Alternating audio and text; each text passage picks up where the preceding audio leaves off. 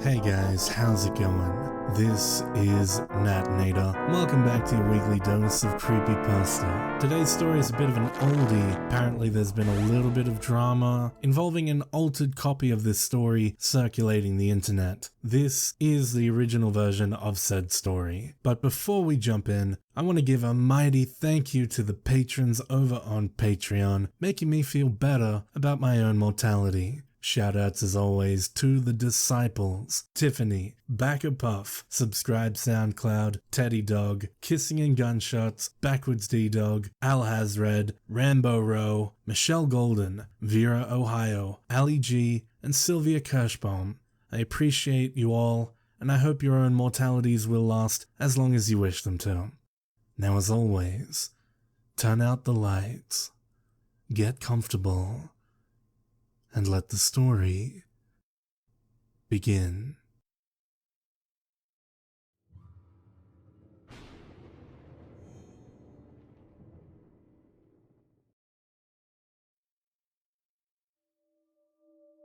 This is the first time I've ever shared the story I'm about to tell you. Sometimes, in the still of the night, it runs through my head on a loop. So I feel the time's come to put it out there, in the hope that certain demons can be laid to rest. It all started with a dare, like many unspeakable things do. I mean, when Gemma and I initially took up the challenge to stay in the old Chantler house overnight, it's not as though we hadn't heard all the stories about the Scuttler. We just didn't worry too much about them. Girls of logic, that's what we were, and no amount of crazy stories could shock us or put us off. That's not to say that the old house wasn't spooky in its own way. It had been abandoned years previously, and as with all empty, decaying houses, it had an air of melancholy about it that wasn't entirely pleasant, but certainly didn't appear threatening or otherworldly in any way. Well, I'm sure you know how it is. A group of university friends sitting around after an evening's revelry, bathed only in the glow of blossom-scented candles, tanked up on a little too much wine and up way past our bedtimes. Naturally, the conversation turned to ghosts and ghouls, and all the other rubbish that people like to talk about when a good, spine-chilling session is in order. It was Roger who first introduced the topic of the Scuttler, and not for the first time either. Ever since we'd taken up residence in our own house in the second year of our degrees, Roger had shown a keen interest in the subject, not least because we lived almost opposite the old house. It wasn't an obsession exactly, more of a vague amusement combined with a certain degree of wide-eyed belief. So, once again, he broached the subject on the night in question. The assembled company groaned audibly when the topic of the Scuttler was raised, and Gemma, stubbing out a cigarette with a bored yawn, grumbled, "Here we go again." "No, but really," said Roger, "it's such an odd story that it could almost be real." "Yeah, almost, but not quite," I said. "That's the point of urban myths, Rog. To sound believable when, even underneath it all, you know they can't be true, or 90% of it is made up." "I agree," said Sophie. "It's like that stupid story about the man who hammered a nail through his penis for a thrill, split it open, poured coke over it to stop the bleeding, and then passed out." "So, what's unusual about that? Anyone would pass out if they just split open their most prized possession," commented Roger. "No, that's not the end," continued Sophie. "Apparently, he came round hours later, and when he looked down his lunchbox, and by that, I mean the entire ensemble, it had been entirely eaten away, as had part of his lower intestine. It said that rats were attracted by the smell of the coke and had gnawed the whole of his tackle away. That's absolute nonsense, laughed Gemma. Well, you don't know for certain, said the ever-believing Roger. It is such nonsense, Gemma giggled. Everyone knows rats don't drink Coke. They only like Pepsi. You can joke about it all you want, grumbled Roger. But I wouldn't dismiss it so lightly if I were you. And I wouldn't dismiss the tale about the Chantler house either. Why not? Gemma said. It's not like I ever have cause to visit the place. It really doesn't affect my life one bit. Yes, and I'll bet you never would visit the place either, said Roger, in a tone which indicated he thought he'd proved his point. Well, I don't need to visit it, so I probably never will, but I wouldn't be scared to. Roger held Gemma's gaze steadily for a full minute before licking his lips, raising an eyebrow, and challenging her to prove it. Gemma, brazen as ever, lit up a new cigarette, inhaled deeply, and told Roger that if that's what he needed to prove it was all a crock of shit, she'd be perfectly willing to do so. But only on the understanding that after she'd spent a full night there, he would never raise the subject of the Scuttler again. Feeling it unfair to allow Gemma to go on her own, and eager to prove Roger wrong, I offered to take up the challenge with her, and so it was that we prepared ourselves to spend a full night in the shadow of the Scuttler the following weekend. My joy knew no limits. So, perhaps now is the time to fill you in on the story of the Scuttler. Legend has it that the house was inhabited by the Chantler family in the early 90s. Said family consisted of a mother, father, and two of the most gorgeous children you could ever hope to meet. A blue-eyed, blonde-haired dream of a girl, and her strikingly handsome brother who, at 10 years old, couldn't do enough for his younger sister. Life jogged along in a merry old fashion for the Chantler family, with all the obligatory visits to the zoo and Disney World, and skiing holidays in the Alps during school holidays. Life was fine and merry for the family.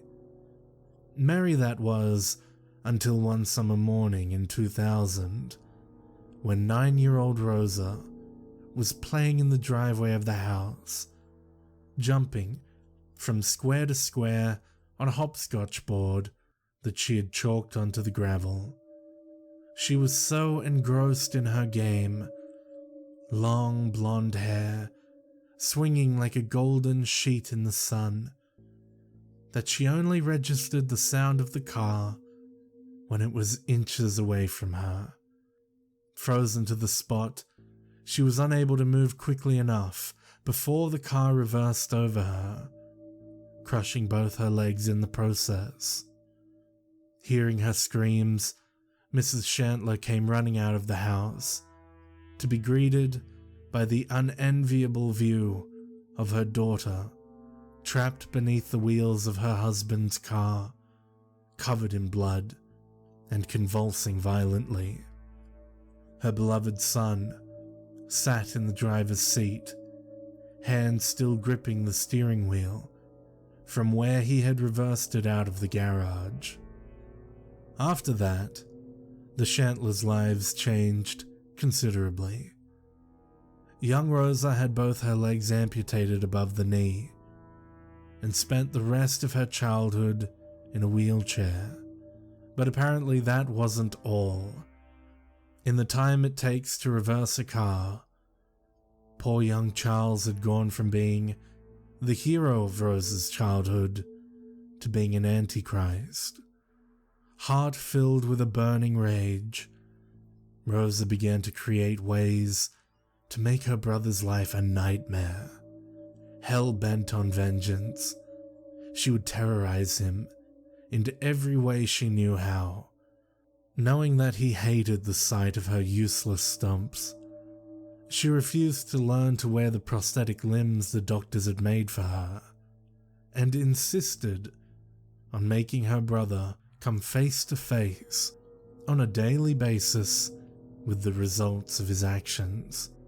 Of a night, Rosa would roll out of her bed and, using her arms to move, would scuttle toward Charles's room, where she proceeded to inflict her own injuries on him.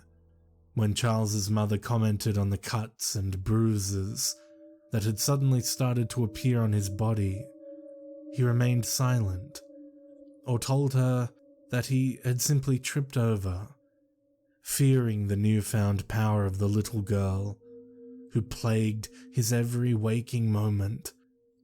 Of a night, he would lay rigid in his bed, ears straining for the telltale scuttling sound that marked his vengeful sibling's approach. Like all good victims, Charles continued to keep quiet, which, in the end, was the biggest mistake of his life. In fact, it was the last mistake of his short little life. In the wee small hours of a cold winter morning, some 18 months after her accident, 10-year-old Rosa sneaked into her brother's room for the last time, wielding a large steak knife, which she had requisitioned from the kitchen earlier in the day. Rosa set about cutting her brother into small pieces. She ripped so much flesh out of his body that by the time she was finished, the knife was allegedly blunt, and there was barely an inch of the room that wasn't covered in blood. Now here's where the story really starts to get silly. Having done away with her brother in the most grotesque manner, Rosa scuttled away, and, squeezing her small body through an old service hatch in the wall, disappeared into the dark crawl space of the house, never to be seen again. Except, of course, on the odd occasion that an unwitting tramp decided to bed down in the abandoned Chantler house, when Rosa would put in an appearance, never getting any older, mind, and scuttle over and slash the poor old bugger to death. I mean, have you ever heard such nonsense in your life? Anyway, armed with a few bottles of wine, an emergency supply of chocolate that would have sent a dietitian into a fit, and a carrier bag of large candles plus a strong torch and a few blankets, Gemma and I crept into the abandoned Chantler residence. Belief or no belief in spooky tales, it wasn't a pleasant place. In fact, it was rank. It stunk of years of decay, and you couldn't tread on a floorboard without it making some form of protest. Yuck. Remind me why we're doing this again, said Gemma, untangling a cobweb from her long, fair hair. Usually in pristine condition, I wondered how long it would be before it started looking a bit ratty from all the dust in the house. Don't go blaming me, you agreed to it, I reminded her, delving into the carrier bag and lighting a few candles. After a quick recce of the place, armed with our trusty torch, everything appeared to be Scuttler-free and rather normal. Well, as normal as you could expect. Coming down the stairs, my legs gave way slightly, and Gemma reached out and grabbed roughly at my sleeve, in order to save me plummeting headfirst down the wooden staircase. Christ, be careful, she said, a flutter of concern in her voice. Are you okay? I'm fine, I said, brushing her off and reclaiming my sleeve. You know what a clumsy cow I am. These moldy old stairs don't help much. You're too bloody clumsy if you ask me. responded Gemma huffily, and then her face broke into a mischievous smile as she reminded me of the time I'd tripped over and landed face down in Roger's birthday cake. "Well, this is fun," I said after a while. "Sure is," Gemma replied, breaking open a bar of Cadbury's fruit and nut and taking a huge bite. "Sort of wish I'd never agreed to it now," she said around a mouthful of chocolate. "We could always go back." "Oh, right, and have Roger laugh at us for being cowards. He'd never believe it was just because we missed our creature comforts. No, I reckon we gotta stay or we'll never hear the last of his Scuttler stories." So saying, we settled down into a companionable silence of sorts. The silence was total, but the companionable bit was a little questionable. Gemma and I, although we used to get along fantastically and were still reasonably good friends, had experienced problems in the past. A long story involving her nabbing a tall, hunky postgrad that I'd had my eye on for months. Although we made it up in the end, things had never been quite as rosy between us since. It was during times like this that I always feared she would bring it up again.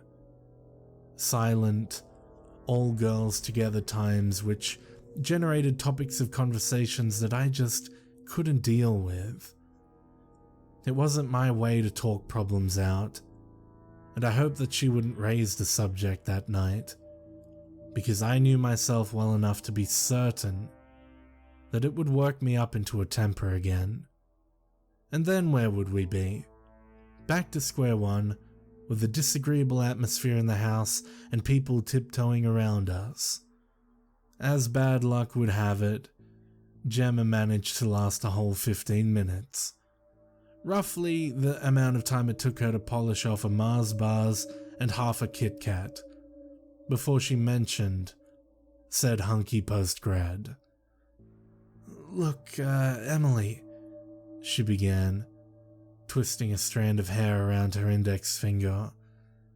"I just want to let you know again how sorry I am about all that business with Adam." "Don't mention it," I responded mildly, trying to stop her before she got going. "It's just that I still feel real bad about it." "Really, don't mention it," I said, cutting her off, hoping she would take the hint. No such luck. For the next half an hour I was subjected to the spectacle of Gemma's guilt. On and on she went until about 1:30. We heard a scuttling sound from above. Both of us froze, and I immediately strained my ears to try and catch the sound. Then it came again. A slow, scraping sort of noise, like a sack, or a very small body being dragged across the floor. "You don't think it's the Scuttler, do you?" hissed Gemma, her eyes wide with fear. "I doubt it very much. It's just a story," I replied. Nevertheless, it certainly sounded like someone was up there. The noise continued, moving over our heads and then making its way slowly down the stairs. Bump, scrape, bump, scrape. Gemma and I stared at each other, mouths slack with fear. Licking my lips, I heard the noise approach the lounge and shrunk back into the shadows. It couldn't be the Scuttler. I mean, it was just a story, right? A pile of crap. But nevertheless, something was in there with us. Suddenly, the door banged open, and Gemma and I screeched, grabbing each other in a fear-induced embrace, as an old tramp lumbered in, a half-finished bottle of gin hanging limply in his hands.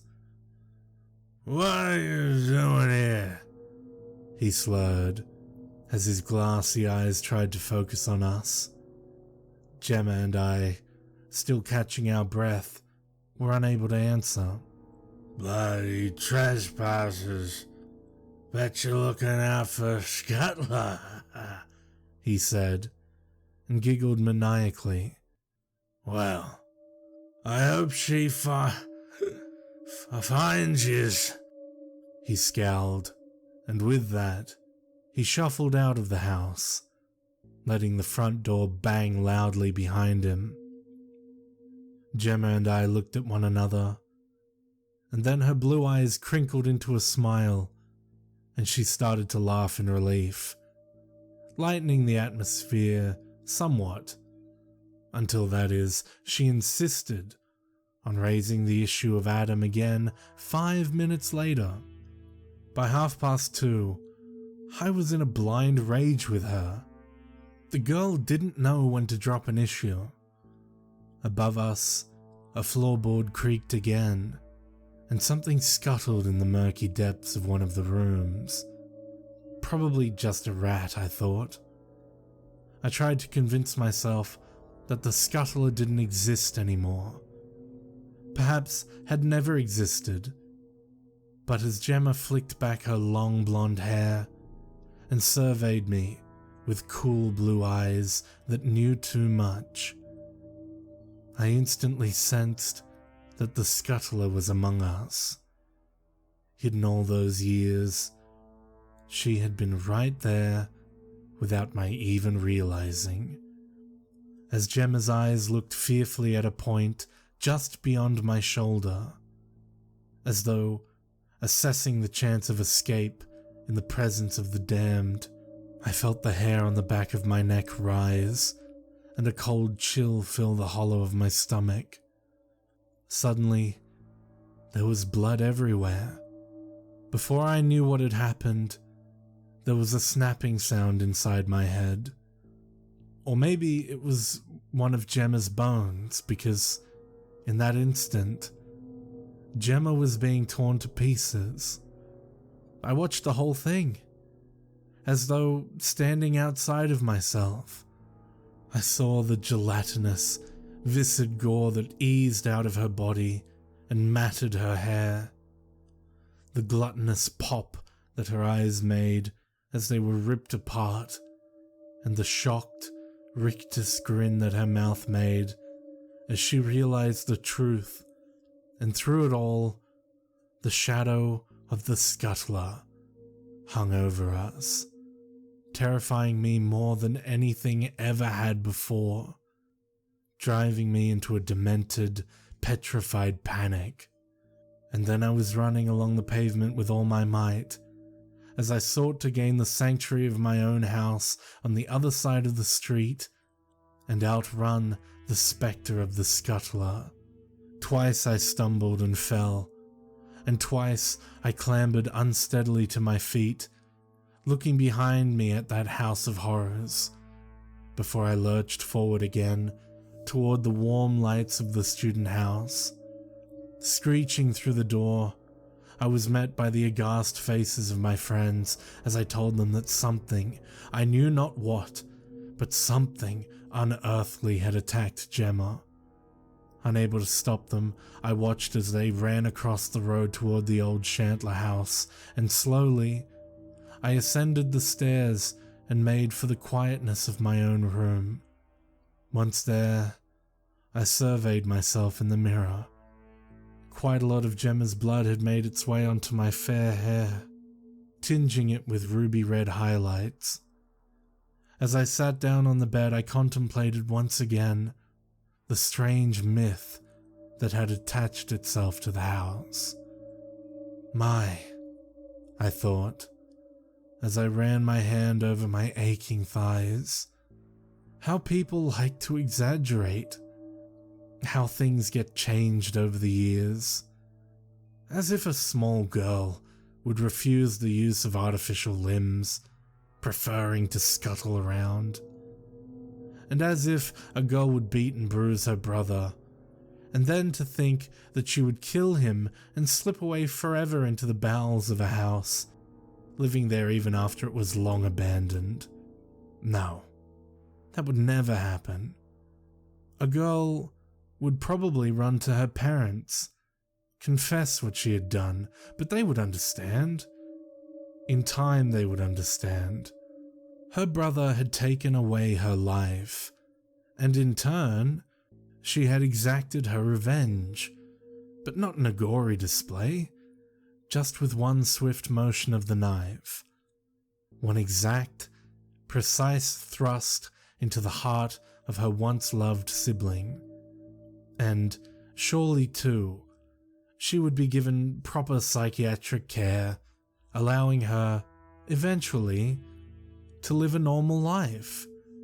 Yes, apart from the occasional bout of anger, her life would be normal, almost boringly normal. Perhaps she would even go to university and try to get herself a degree, change her name, and at some point forget the past, just so long as people stopped stirring up that buzzing nest of anger in the pit of her stomach.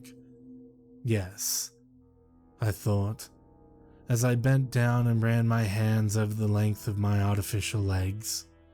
Legs that I'd become so adept at using over the past 10 years that, apart from the odd bout of clumsiness, nobody would ever guess I wore them. That's the way it would happen. I should know, because that's the way it did happen.